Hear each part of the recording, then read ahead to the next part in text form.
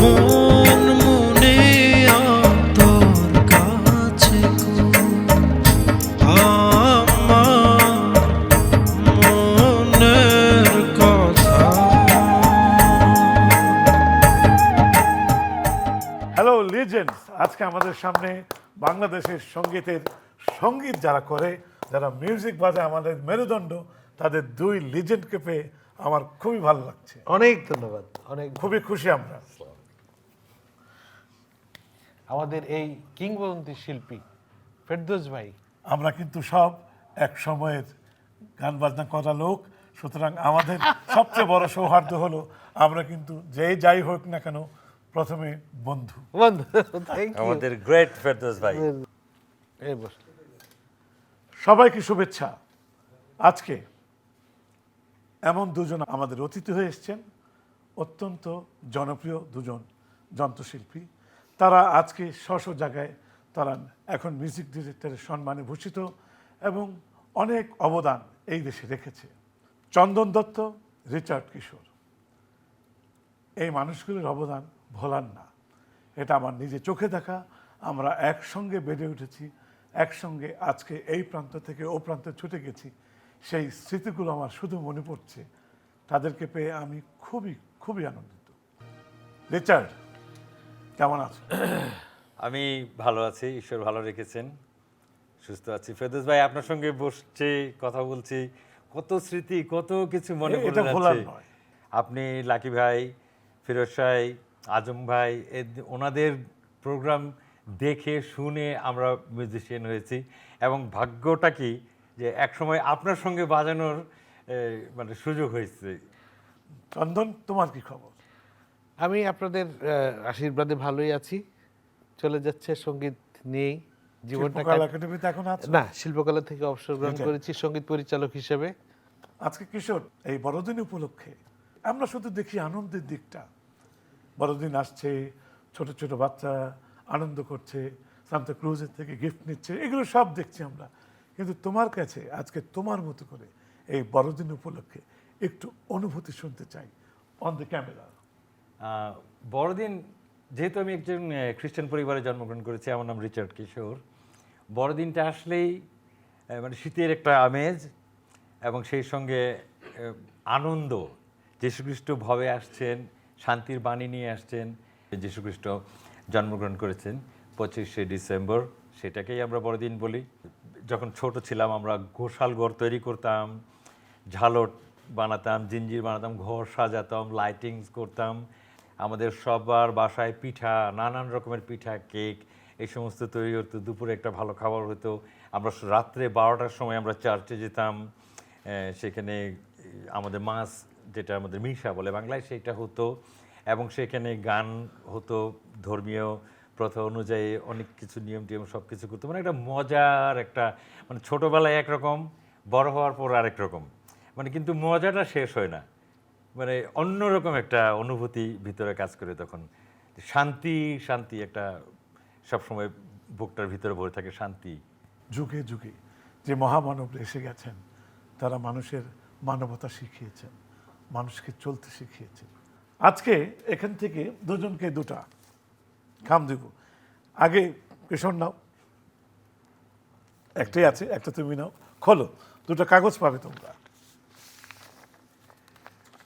দুটি ছোট ছোট শব্দ আছে।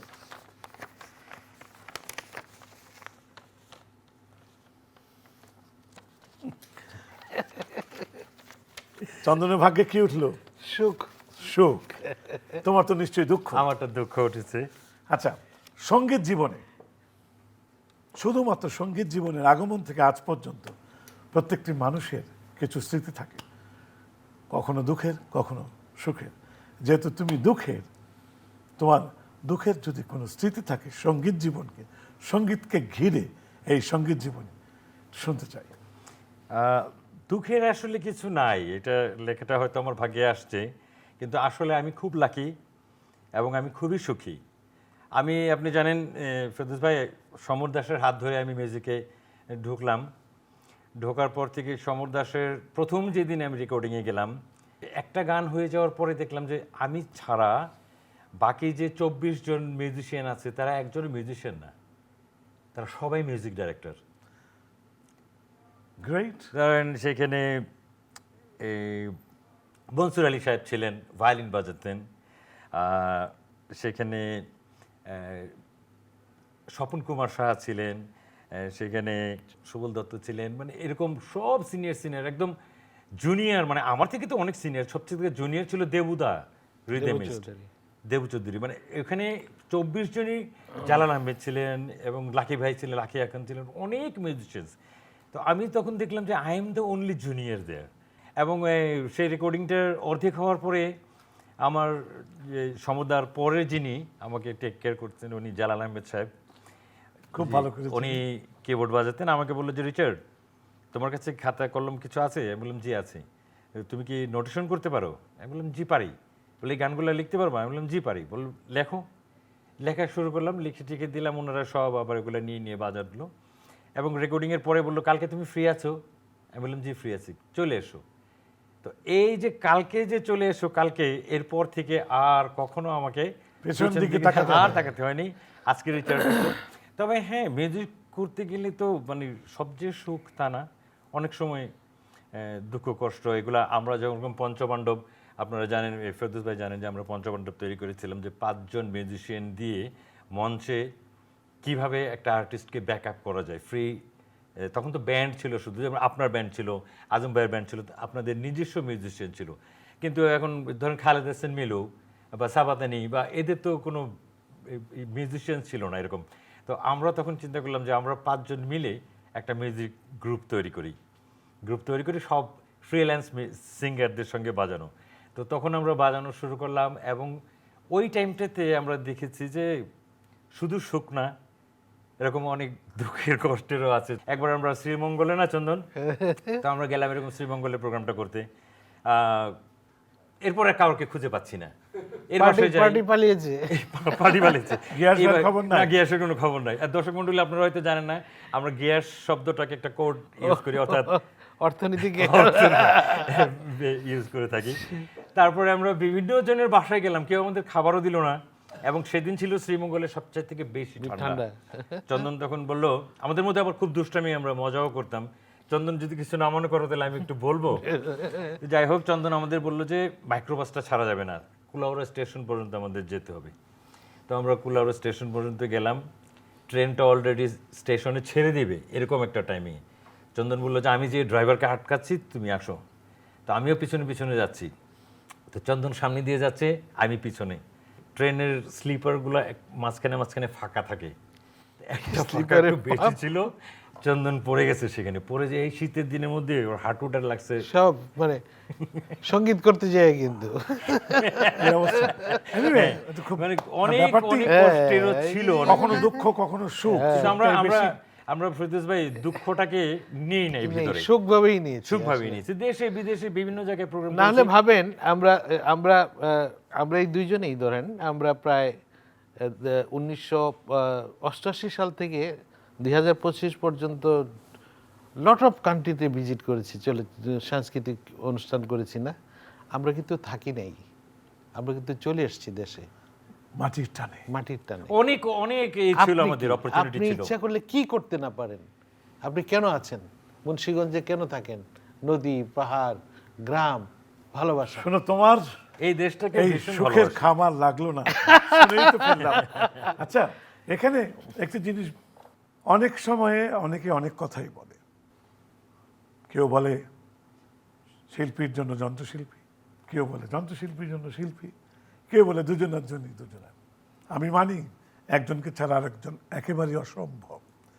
একটি কণ্ঠশিল্পীর জন্য যন্ত্রশিল্পীরা কিন্তু কণ্ঠশিল্পীর মেরুদণ্ড, এটা কিন্তু চরম সত্য কথা।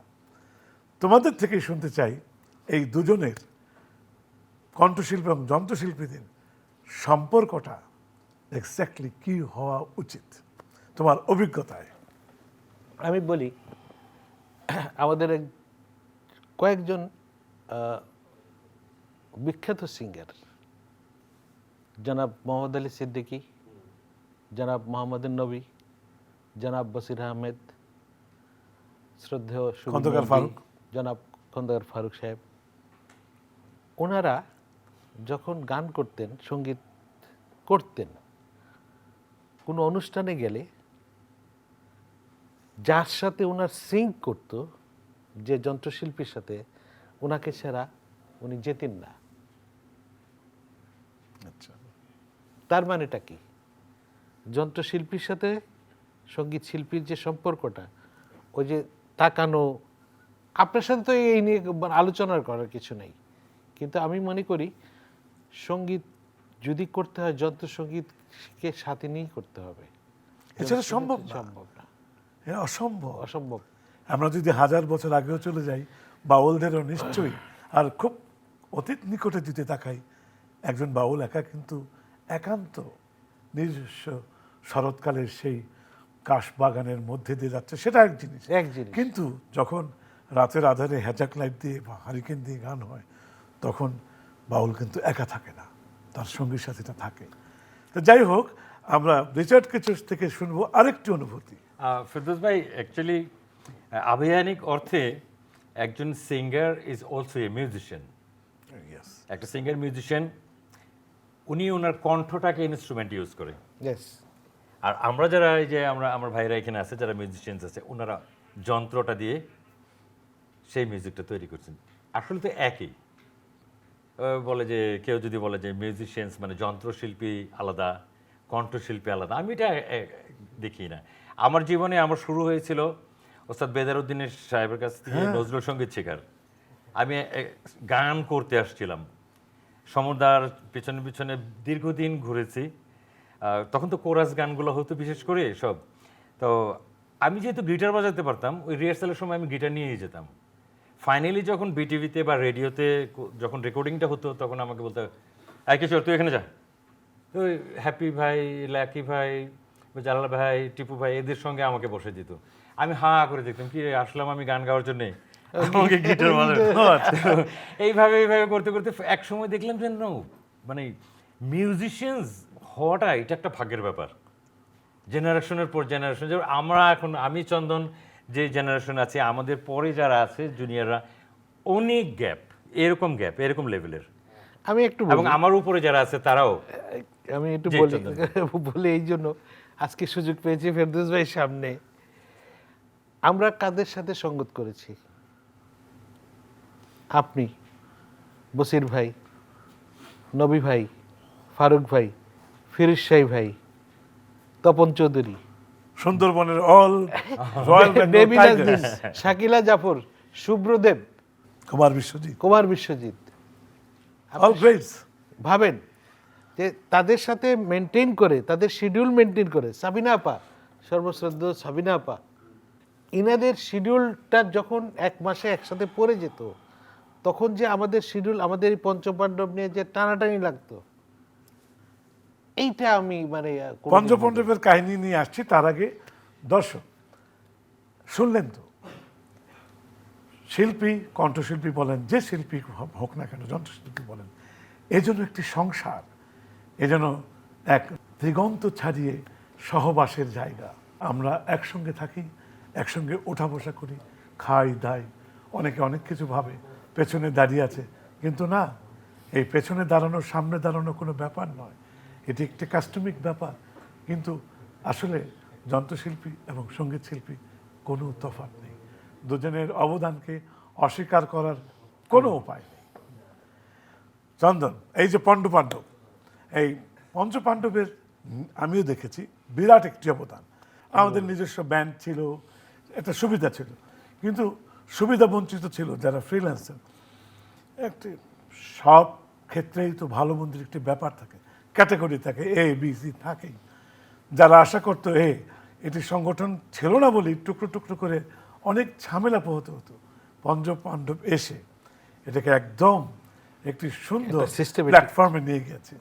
আমরা সেই দিনের কিছু স্মৃতি শুনতে চাই, নিজেদের খুনসুটি শুনতে চাই, তোমাদের কিছু আনন্দ বেদনার স্মৃতি যা আজও মনে করায়, যা হাসির খোরাক জোগায়, যা অনেক স্মৃতিতে নিয়ে যায়, অমলিন করে রাখে, একদম অমলিন করে রাখা সেই সুন্দর দিনগুলির কথা কিছু শুনতে চাই দুজনের থেকে। বলো। প্রথমে ছোট করে একটু পঞ্চপাণ্ডব সম্পর্কে, অনেকে হয়তো যারা এখনকার জেনারেশন জানে না, যখন কোনো ব্যান্ড ছিল না মানে ফ্রিল্যান্স সিঙ্গারদের জন্যে। তখন ইশতিয়াক, শেখ ইশতিয়াক আমার ঘনিষ্ঠ বন্ধু, হি ওয়াজ গিটারিস্ট এবং সিঙ্গারও ছিল। এক্সেলেন্টলি জি, জি। মানে ট্যালেন্টেড একটা জি, জি। মানুষ। শেখ ইশতিয়াক একটা ব্যান্ডের মতন তৈরি করলো। আমি ছিলাম সেখানে, মকসুদুল মিন্টু, লাবুর রহমান অ্যান্ড পিয়ারো খান, পরবর্তীতে লিটন ডিকোস্টা। তো সাবাতানি আর শেখ ইশতিয়াক এই দুইজন প্রোগ্রাম হলে আমরা এরকম। তখন আস্তে আস্তে আস্তে আস্তে এই সাবার বা ইশতিয়াক আমাদের হয় কি তখন অ্যাফোর্ড করতে পারতো না পার্টি, যে এতগুলো লোক নিয়ে বিদেশে যাবে। এর জন্য আস্তে আস্তে আস্তে আস্তে একটু শর্টেজ হয়ে যাচ্ছে আমাদের কাম কাজ। ঠিক ওই টাইমে মনোহর হোসেন টুটুল, আমার একজন ঘনিষ্ঠ বন্ধু, আপনার সাথে দীর্ঘদিন ছিল ফেরদৌস ভাই। টুটুল আমাকে বলল, আপনারই সৃষ্টি। হ্যাঁ, আপনারই সৃষ্টি। টুটুল তো আমাদের টুটুল। জি জি। তো টুটুল আমাকে বললো যে দোস্ত তোর কি চলো না আমরা নিজেরা করি। তো এর ভিতরে আবার চন্দনের সাথে আমার বেশ ভালো সম্পর্ক। আর আলী হোসেন সাহেবের ভাই ছিল জাহিদ হোসেন, কিবোর্ড বাজাতেন, সেই কি সুইট কিবোর্ডিস্ট। তো আমরা সবাই মিলে, আর আমার স্টুডেন্ট ছিল লিটন ডিকোস্টা, ওকে আমি ড্রাম শিখিয়েছিলাম, এই যে তোমরা জানো, ওরা জানে। তো আমরা 5 জন মিলে শিল্পকলায় বসে চন্দন বললাম যে আমরা শুরু করি। কি করব? আমার বাসায় একটা প্র্যাকটিস প্যাড ছিল, যেরকম আপনার ছিল বিএমডিতে, আমি আপনাকে কপি করে ওরকম একটা প্র্যাকটিস প্যাড তৈরি করলাম। সেখানে আমরা বিভিন্ন আর্টিস্টদের গানের রিহার্সাল করে রেডি করতাম এবং একজন এক একদিন আর্টিস্টকে ডাকতাম। ইভেন সাবিনা ইয়াসমিনকেও ডাকলাম আমরা এক সময়। এবং যাদেরকে ডেকেছি ওনারা এসে বলছে যে কমফোর্টেবল ফিল করি, আমরা তোমাদের সঙ্গে বাজাবো। এইভাবেই শুরু করলাম। পঞ্চমণ্ডপ মিনস এটা আমাদের নিজস্ব দাওনা। এটা বাংলাদেশ বেশ কিছু সাংবাদিক, এর মধ্যে কবির বকুল 1 নম্বর, বিভিন্ন পত্রিকাতে লেখা শুরু করলো যে আজকে ঢাকা ক্লাবে পঞ্চমণ্ডপ খুব সুন্দর অনুষ্ঠান করেছেন, আজকে চিটাগাংয়ে পঞ্চমণ্ডপ। এইভাবে পঞ্চমণ্ডপ। আমরা কিন্তু কোনো নাম দিই নেই, যেহেতু আমরা 5 জন মিউজিশিয়ান ছিলাম। আমাদের টার্গেটটা ছিল কি, যে 5টা ইনস্ট্রুমেন্ট দিয়ে একটা প্রোগ্রাম যেন চালাই দেওয়া যায় কীভাবে। তো এক একজনের দায়িত্ব ছিল একটা। চন্দন দত্তের উপর দায়িত্ব ছিল যে you will deal about the taka paisa, transport, এগুলা সব কিছু। আমি স্টেজটা ম্যানেজ করতাম, লিটন সাউন্ড ব্যালেন্স করতো, জাহিদ এবং টুটুল ওরা ইন্টারলিউড প্রিলিউডগুলো বাজাবে, কর্ডস, এগুলো তোমাদের সেকশন। তো এইভাবে আমরা করতে করতে করতে করতে দীর্ঘদিন। এবং এরপরে যারা আসলো, এখন আপনি টেকনাফ থেকে তেতুলিয়া পর্যন্ত যাবেন, একটা ছোট একটা অনুষ্ঠান দেখবেন 5 জন, যেখানেই যাবেন 5 জন। তারপরে আমরা বাড়ানোর চেষ্টা করেছি, পরবর্তী সময় একটা ভায়োলিন অ্যাড করেছি সুনীল দাকে নিয়ে, তারপরে একটা বাঁশি, মনিরকে, মোহাম্মদ মনির, ওনাকে বাঁশি নিয়ে আমরা এইভাবে আস্তে আস্তে বড় করার চেষ্টা করেছি। বাট পঞ্চমণ্ডপটা এখনও রয়ে গেছে। তো পঞ্চমণ্ডপের বিভিন্ন জার্নি, আমরা বিভিন্ন ঢাকার বাইরে বিভিন্নভাবে যেতাম। তখন ট্রান্সপোর্ট কখনো ছিল মহিষের গাড়ি, কখনো মুড়ির টিন, বাস, এরকম বিভিন্নভাবে আমরা গেছি। তখন বিকল্প ট্যাক্সি নামের একটা ট্যাক্সি আবিষ্কার হলো। তো ওরকম একটা ট্যাক্সি দিয়ে আমরা একবার ঢাকার বাইরে গেলাম। তো আমরা তো কখনো মজার ফলে গান গায়, কেউ কবিতা আবৃত্তি, নানান কিছু করে। আর এত লং জার্নি, এখনকার মতো এত ফাস্ট না, অনেক ফেরি, অনেক ব্রিজ ভাঙা, অনেক কালভার্ট রোড। চিটাগং দিতে 6টা ফেরি। জি জি জি জি 6টা ফেরি ছিল চিটাগংয়ে। তো এরকম আমরা একবার যাওয়ার সময় চন্দন বললো কি, চল সময় কাটায় না তো, কবিতা আবৃত্তি করি। তো লিটন একটা কবিতা বললো, আমাদের ছোটো নদী চলে বাঁকে বাঁকে। আমি একটা বললাম, তো চন্দন বললো বাবা আমি আর কত বড় হব, কত সুন্দর সুন্দর। সেই এখন জাহিদের ভাগে আসছে, সে তো পাকিস্তানে বড় হয়েছে, উনি তো পশ্চিম পাকিস্তানে বড় হয়েছে। তো হঠাৎ করে সে জানলার দিকে তাকায় বলল, কাশ বনে কদম ফুল। আমরা তো সাথে সাথে কোথায় কাশ বন আর কোথায় কদম ফুল, তোমরা বললে হয়, আমি বললে কিছু হয় না, তোমাদেরটা কবিতা হয়, আমাদেরটা কবিতা হয়। এখন আমি কিভাবে বোঝাবো যে ভাই ওয়ার ইজ কাশ বন, ওয়ার ইজ কদম গাছ, দুইটা 2 সিজনের 2 রকমের ফুল। এরকম অনেক মজা আমরা করতাম নিজেরা। তবে আমি একটু কথা বলি। আমরা শুরু করেছি একটা অ্যাকর্ডিয়ন, একটা অ্যাকোস্টিক গিটার, একটা তবলা। খুরশিদ আলম ভাই, সুবীর দা, রথিন দা, সেই মদন মোহন কলেজ, ময়মনসিংহ, কিশোরগঞ্জ, রাজবাড়ি, চুঙ্গা মাইক দিয়ে গান মনে আছে তো? আপনি যখন ঢুকলেন, আপনি যখন গান মানে গ্রাম অঞ্চলে গিয়ে গান বোঝাতে চেষ্টা করলেন, আপনি একমাত্র লোক। আপনার একটা পাবলিকা গাড়ি ছিল, সিট হলো 5 জনের, নিতেন 11 জনের। এবং এবং ফেরদৌস ভাই the first উপরে one. উপরে আবার এই আপনার Sound modern system. Sound system, যেটা মানুষ যখন শুনে যে এই কি রে ভাই এত সুন্দর আওয়াজ, রেকর্ড বাজছে। কোত্থেকে আসে রে ভাই, এটা কোত্থেকে আসে? তোমার আপনি সব সেই- মনে আছে? সেই বগুড়া, আপনি প্রেজেন্ট করলেন সাউন্ড সিস্টেম বাংলাদেশের বগুড়া ফার্স্ট। রাস্তায় গাড়ি বন্ধ হয়ে গেছে, পান্না ভাই সব মিলে লাউড ঠেলা, আপনার একজন ম্যানেজার ছিল লম্বা করে, বড় বড় কি নাম, বাদল, বাদল বাদল। সেই ধানমন্ডির আপনার সেই দোতলায় মহারা কক্ষ, আপনি একটা উৎসব ছিলেন, আপনি একটা উৎসব, কিসের খাওয়া কিসের দাওয়া। আপনার সম্বন্ধে যদি কোনো মানে প্রোফাইল করতে হয়, এত বড় বই হয়ে যাবে বাংলার ইতিহাসে, এত বড় ইতিহাস কেউ তৈরি করতে পারে নাই। অনেক ভালো লাগলো। আমি একটু কথা বলে আসি। দর্শক, আজকে দেখলেন কিংবদন্তি যন্ত্রশিল্পীরা আজকে আমাদের অতিথি। অনেক কিছু শুনলাম, আমি নিজেও ভুলে গিয়েছিলাম অনেক কিছু, আপনারা দেখলেন অনেক কিছু। এই জীবনের উত্থান পতনে আজকে যদি এই পঞ্চপাণ্ডব তারা নিজেরা হঠাৎ করে যদি নিজেরা মিলিত না হয়ে একটি গোষ্ঠী না করত, অনেক শিল্পীরা তাদের প্রতিভা প্রকাশ করার জন্য অনেক ঝড়ঝঞ্ঝা পেরিয়ে আসতে হতো। সেটিকে অনেক অনেক ছোট্ট করে সহজ করে দিয়েছে এই পঞ্চপাণ্ডব। আমার কৃতজ্ঞতা, আমার দোয়া এবং সুখের নিঃশ্বাস তাদের প্রতি রইল। তাদের জন্য দোয়া করব। আজকে আর ফিরে আসছি না, বিদায় নিয়ে নিচ্ছি। কিন্তু যাওয়ার আগে এই পঞ্চপাণ্ডবদেরই দুজনের কাছ থেকে একটি গান গাইতে গাইতে বিদায় নিব। শুভেচ্ছা সবাইকে।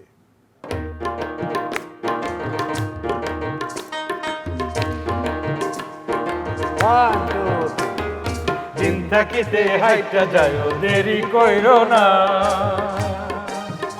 আরে দিন থাকিতে হাইটা যায় দেরি কইরো না, আন্ধার হইলে চোখে দেখবা না, তুমি কোথায় যাইবা কেমনে যাইবা রাস্তা পাইবা না। দিন থাকিতে হাইটা যায় দেরি কইরো না, দিন থাকিতে হাইটা যায় দেরি কইরো না, আন্ধার হইলে চোখে দেখবা না, তুমি কেমনে যাইবা কোথায় যাইবা রাস্তা পাইবা না। দিন থাকিতে হাইটা যায় দেরি কইরো না, দিন থাকিতে হাইটা যায় দেরি কইরো না। তোর তরে হায় মন পুড়ে যা, তুই সে থাকিস দূরে।